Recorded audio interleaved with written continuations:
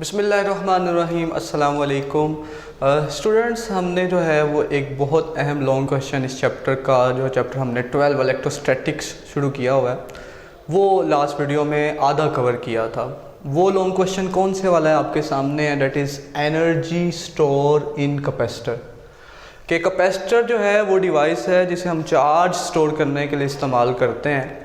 वो जो चार्ज जब स्टोर होता है तो इलेक्ट्रिक फील्ड की फॉर्म में एनर्जी असल में उसके अंदर स्टोर हो रही होती है।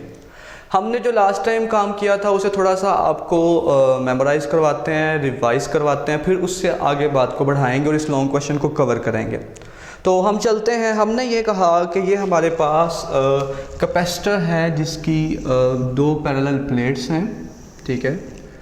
तो स्टार्ट पे जब हमने potential difference battery DC source इसके साथ नहीं अटैच किया तो जो चार्ज है, जो पोटेंशियल डिफरेंस है between the plates V1 that is equals to 0 initially. अब हम क्या करते हैं कि हम डीसी सोर्स जो है स्टूडेंट्स इसके साथ कनेक्ट कर देते हैं, पॉजिटिव एंड नेगेटिव।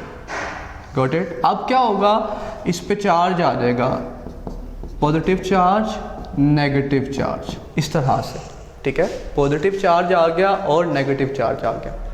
अब पोटेंशियल डिफरेंस क्रिएट हो गया इन प्लेट्स के दरमियान। तो V2 जो है वो जितना भी हुआ है हम जनरली उसे कह रहे हैं that is equals to V। वो क्या है, V है, ठीक है।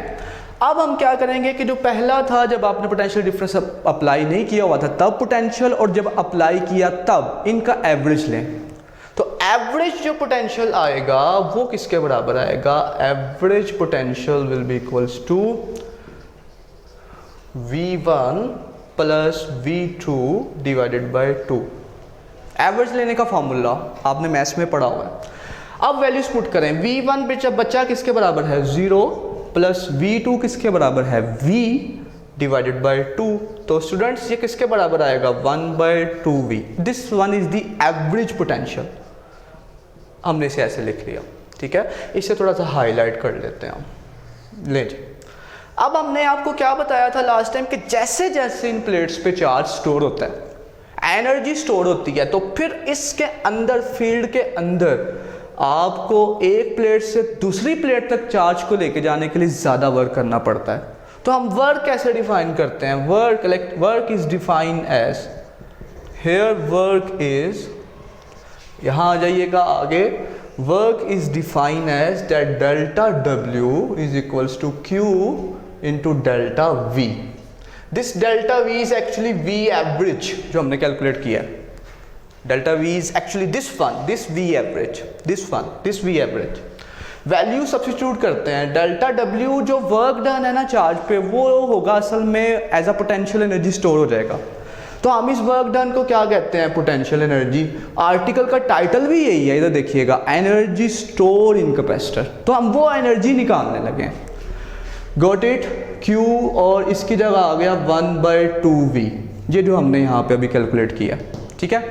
अब ये जो Q है प्रीवियस नॉलेज के अकॉर्डिंगली Q बराबर CV, यहाँ पे स्मॉल Q है तो CV हो जाएगा। तो यहाँ पे सब्स्टिट्यूट करें तो पोटेंशियल एनर्जी किसके बराबर आएगा, CV 1/2V। आप इसे जो है रीअरेंज करें, सिंप्लीफाई करें तो क्या आंसर आ जाएगा, 1/2CV²। इसका मतलब अगर आप ये कैलकुलेट करना चाहते हैं कि कैपेसिटर के अंदर कितनी एनर्जी स्टोर हुई है, तो आप दो बातें कैलकुलेट करेंगे, capacitance and the potential difference between the plates, ठीक है स्टूडेंट्स।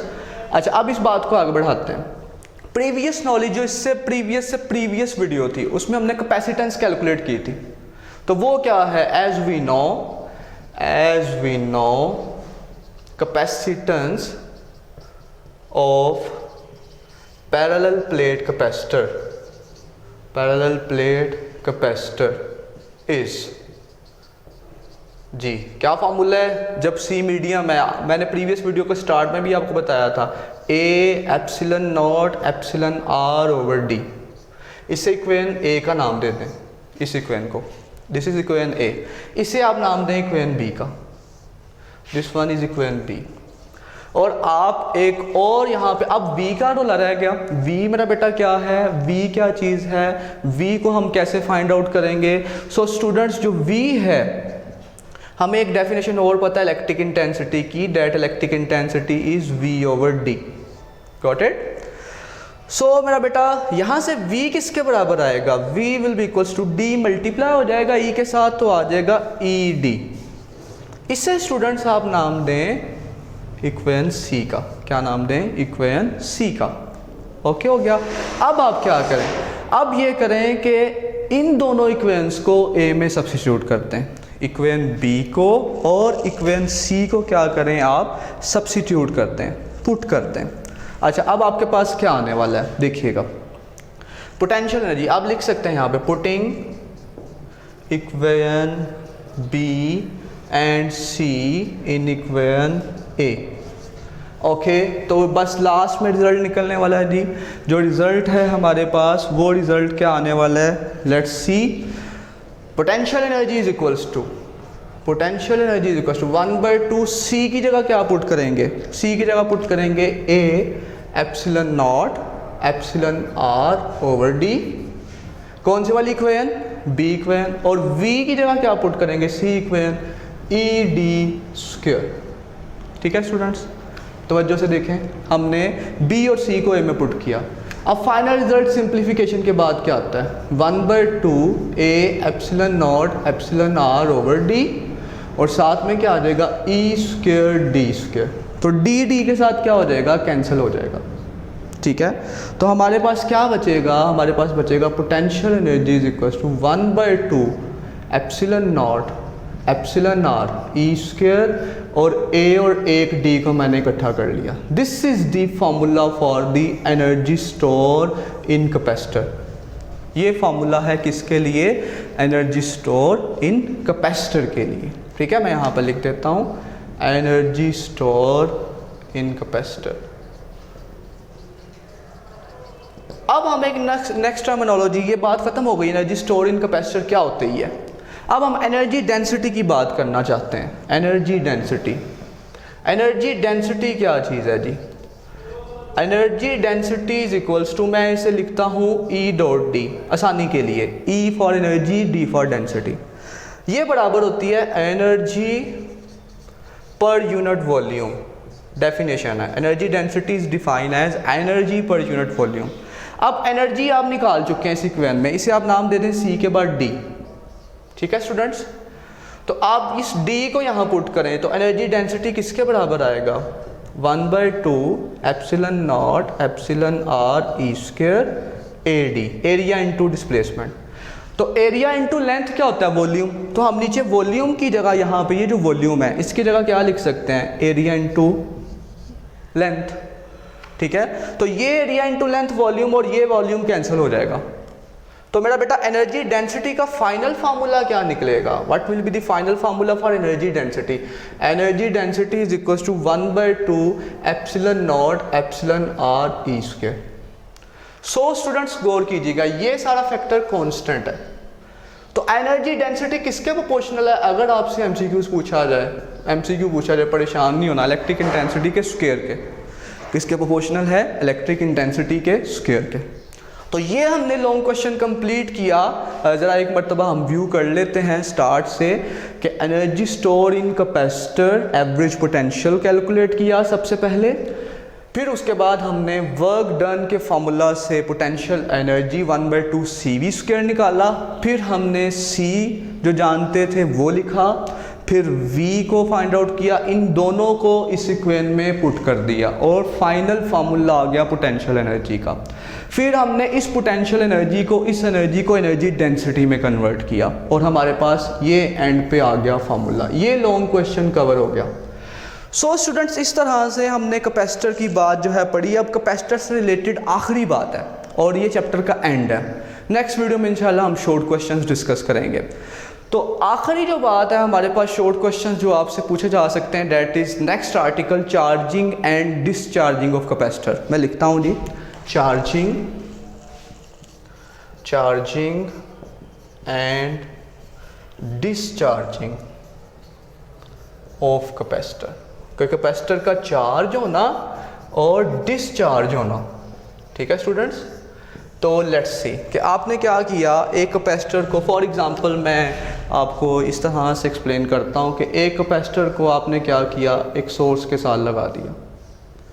ठीक है, तो यहाँ से इसकी चार्जिंग शुरू हो गई, पॉजिटिव चार्ज इस पे आना शुरू हो गया, फिर नेगेटिव चार्ज इस पे आना शुरू हो गया, इस तरह चार्जिंग होना शुरू हो गई। आपने सोर्स हटा दिया, डिस्चार्जिंग होना शुरू हो गई। अब ये चार्जिंग और डिस्चार्जिंग हम किस टर्म में डिफाइन करते हैं? ठीक है, हम एक टर्म यहाँ पे डिफाइन करते हैं जिसे नाम देते हैं टाइम कांस्टेंट। इसे हम थोड़ा सा रेज कर लेते हैं यहाँ पे ताकि हम ये बात कंप्लीट कर लें। तो मैं आपको ये कह रहा हूँ कि चार्जिंग और डिस्चार्जिंग के लिए एक बहुत अहम टर्मिनोलॉजी है, एक पैरामीटर है जिसे हम नाम देते हैं, जिसे हम डिफाइन करते हैं, दैट इज़ टाइम कांस्टेंट। ठीक है, क्या कहते हैं जी? टाइम कांस्टेंट कहते हैं, टाइम कांस्टेंट। तो टाइम कांस्टेंट असल में क्या चीज़ है? ये वो टाइम है जो कैपेसिटर का 0.63 ऑफ इक्विलिब्रियम, देखें एक चार्ज है इक्विलिब्रियम चार्ज Q0, तो इस इक्विलिब्रियम चार्ज का जब 0.63% चार्ज हो जाता है, मतलब कि इक्विलिब्रियम चार्ज का 0.63 चार्ज होने के लिए या डिस्चार्ज होने के लिए जो टाइम है, जो लगता है, उसे हम क्या नाम देते हैं? टाइम कांस्टेंट का नाम देते हैं। क्या नाम देते हैं? Time required to charge the 0.63% of equilibrium charge, that is known as the time constant. उसे हम रिप्रेजेंट करते हैं T से। इसे रिप्रेजेंट करते हैं T से रिप्रेजेंट करते हैं। अब फॉर एग्जांपल चार्जिंग के लिए हम बात करते हैं, फॉर चार्जिंग तो हम जो है वो एक ग्राफ प्लॉट करते हैं between T time x axis के लॉन्ग इंडिपेंडेंट और चार्ज है वाई एक्सिस के लॉन्ग। अब दो आपके पास कर्व्स आ रही हैं कुछ इस तरह से, एक ये और एक ये। ठीक है जी, अब देखें कि ये वाली जो कर्व है ये एक्सपोनेंशियली क्या कर रही है? एक्सपोनेंशियली बढ़ रही है। ठीक है, सो इसकी इक्वेशन भी जो है वो हम चार्ज की डिफाइन करते हैं। ये एक लंबी चौड़ी डेरिवेशन है। कैसे आता है? Q is equal to Q0 1 minus raise to power E raise to power minus T over R C. ठीक है, इसके अकॉर्डिंगली आता है। अब ये देखें, ये जो कर्व है ना, इसका 0.63, ये 0.63 है, ये वाली लाइन, दिस इज 0.63। इस कर्व का 0.63 जल्दी कवर हो गया, ये देख रहे हैं आप, मतलब कि ये टाइम इतना लगा है सिर्फ, और इस कर्व का 0.63 के लिए कितना टाइम लगा है? ये इतना ज़्यादा। तो ये जो है ये वाला ये कर्व, ये स्मॉल t है, इसके लिए टाइम कांस्टेंट स्मॉल है। और जो टाइम कांस्टेंट है ना मेरा बच्चा, ये टाइम कांस्टेंट बराबर होता है RC, product of resistance and capacitance. आप बुक में डायग्राम देखेंगे ना, तो इस कैपेसिटर के साथ ना उसने एक रेजिस्टेंस भी लगाई होगी, इस कैपेसिटर के साथ उसने एक रेजिस्टेंस भी लगाई होगी। ठीक है, तो स्टूडेंट्स ये स्मॉल है, t का वैल्यू स्मॉल है, इसके लिए स्मॉल RC लिखा होगा बुक में, मतलब कि वो t है। और इसके लिए क्या है? लार्ज RC, लार्ज t, मतलब इसने चार्ज होने के लिए कम टाइम लिया है इतना, और इसने चार्ज होने के लिए ज़्यादा टाइम लिया है, मतलब इसका टाइम कांस्टेंट स्मॉल और इसका टाइम कांस्टेंट क्या है? लार्ज। ये चार्जिंग का आ गया। फिर हम देखते हैं डिस्चार्जिंग। तो डिस्चार्जिंग के लिए भी इसी तरह से स्टूडेंट इक्वेशन है, वो भी डेरिवेशन के बाद आती है, Q is equals to Q0 E raise to power minus T over RC करके। फिर से हम ग्राफ प्लॉट करते हैं बिटवीन T एंड Q, और हम क्या देखते हैं कि मैक्सिमम था, देखें ना, जब चार्ज होना था तो जीरो से मतलब कि चार्ज होना शुरू हुआ, बढ़ना शुरू हुआ। अब जब डिस्चार्ज होना है तो वो चार्ज उसके अंदर मौजूद है, वो क्या होगा? डिस्चार्ज होगा। तो ये दो कर्व्स हैं। फिर 0.63% देखें, किसका पहले पहुंचा? इसका, और इसका बाद में, मतलब इसने इतना टाइम लिया है, ये ग्राफ पढ़ने का तरीका है, और इसने इतना टाइम लिया। तो अब आप खुद ही बताएं कौन से वाला स्मॉल, कौन से वाला लार्ज? इसका t टाइम कांस्टेंट स्मॉल, इसका टाइम कांस्टेंट लार्ज। मतलब कहने का ये डिस्चार्ज होने के लिए कम टाइम ले रहा है, और ये डिस्चार्ज होने के लिए क्या ले रहा है? ज़्यादा टाइम ले रहा है। सो स्टूडेंट्स, ये जो ठीक है चीज़ है हमारे पास, t is equals to RC। इससे रिलेटेड एक असाइनमेंट भी है, ठीक है, वो आपकी एग्जाम्पल है बुक के अंदर, वो आपने करनी है। मैं लिख रहा हूँ कि t टाइम के यूनिट होते हैं सेकेंड, रेजिस्टेंस जो है इसके यूनिट होते हैं ओहम, और कैपेसिटेंस के यूनिट में आपको पढ़ा चुका होते हैं फैरेड। तो आपने प्रूव करना है, मैं बोल रहा हूँ ये आपकी एग्जांपल है, मैं बता भी रहा हूँ। तो ये छोटी सी असाइनमेंट आपने प्रूव करना है कि ओहम और फैरेड का जो प्रोडक्ट है वो बराबर होता है सेकंड के। ओहम और फैरेड का जो प्रोडक्ट है किसके बराबर होता है, सेकंड के। तो मेरा स्टूडेंट ये आपके चैप्टर का एंड था, ठीक है। तो हमने जो है वो बड़े एक स्मूथली वे में इसे लेके चले। इंशाल्लाह अब नेक्स्ट वीडियो में हम इसके शॉर्ट क्वेश्चंस करेंगे, फिर नया चैप्टर शुरू करेंगे। तब तक खुश रहें, अपना ख्याल रखें, अल्लाह हाफ़िज़।